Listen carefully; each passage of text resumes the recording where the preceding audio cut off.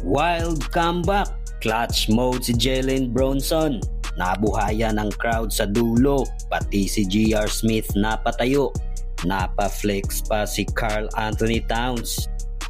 Houston Rockets versus New York Knicks. Inulan ng buzzers ang New York Knicks matapos silang tambakan ng Detroit Pistons sa kanilang last game. OG Anunoby 3-pointer to start the game. Sinagot naman agad ni Amen Thompson ng one-handed driving dunk. 7-0 run ang umpisa ng home team. Maagang napa-challenge naman si Coach Mike Brown sa foul na tinawag kay Jalen Brunson at successful ang result after review. Pinangungunahan ni Jalen Brunson ng NBA sa foul charges drawn. OG Anunoby, binuli lang ang Turkish big man sa ilalim.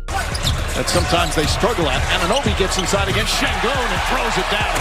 Nakakapag-block party naman ang visiting team. Supalpal inabot ni Brunson kay Amen Thompson at Clint Capella big block.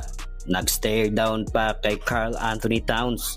Panis ang dalawang superstar ng Knicks. Leading scorer ng Rockets si Kevin Durant with 7 points. Kaso mababa ang shooting percentage. 3 out of 11 sa field. Pinagtawanan pa ng fans ng mag-airball sa 3 si KD. Total team efforts para sa home team. Pero struggle pa sa umpisa si JB. 2 points lang sa buong first half at sa free throw line pa nang galing. Kumana ng 5 straight points si OG Anunoby sa simula ng second quarter. 7-0 run para sa New York Knicks. Karl Anthony Towns hook shot pero tinapos yan agad ni Reed Shepherd sa kanyang second 3-pointer off the bench. Naiwang libre naman sa corner 3 ang bagong fan favorite ng New York Knicks na si Jose Alvarado. GTA mode si Alvarado, hustle sa pag-agaw ng bola in transition. 13 points ang naging biggest lead ng home team dito sa second quarter pero unti-unting naglaho yan halfway. Buhat ni OG Anunoby ang New York Knicks with 16 points sa first half. Hirap ang Rockets pag siya ang primary defender. Knocked away, another steal from Anunoby. That's his third. OG Anunoby throws it down. Tuluyang binura ng visiting team ang lead ng New York Knicks late in the quarter. Takeover si Alperen Şengün na kumamada ng 11 points this quarter. Double figure scoring na rin para kay Karl Anthony Towns. Rockets up by 1 halftime. But hasn't made any. Nagtuloy-tuloy ang momentum ng Houston Rockets entering third quarter at unti-unting lumulobo sa double digit ang kanilang lead. Alperen Şengün, Durant lines up a three-pointer, got it. Dito na sa third frame nagsimulang magparamdam si Jalen Brunson para sa opensa ng New York Knicks.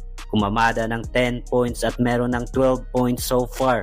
Kaso 8 points doon ay nagmula sa free throw line. Abanti na ng 16 points ang Rockets end of third quarter.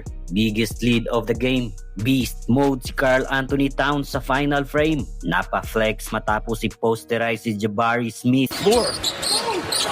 Alvarado and Towns with the flush.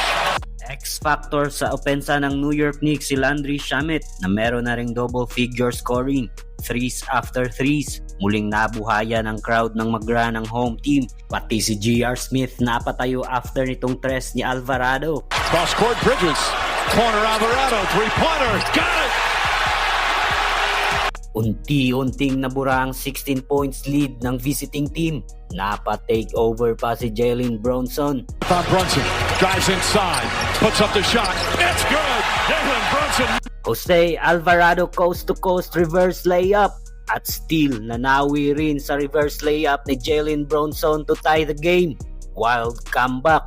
Clutch mode ang Knicks superstar. Less than 1 minute remaining, nakapag-draw na naman ng offensive foul si Jalen Brunson kay Kevin Durant. Jalen Brunson fadeaway jumper to take the lead. The Rockets don't have enough time to get one. Brunson pulls up, jump shot. It's good! Foul game. Abanti na ng 4 points ang New York Knicks. 5 seconds remaining. Pasok ang 3-pointer ni Kevin Durant. Pero abanti pa rin ang New York Knicks at kinapos na sa oras ang Rockets.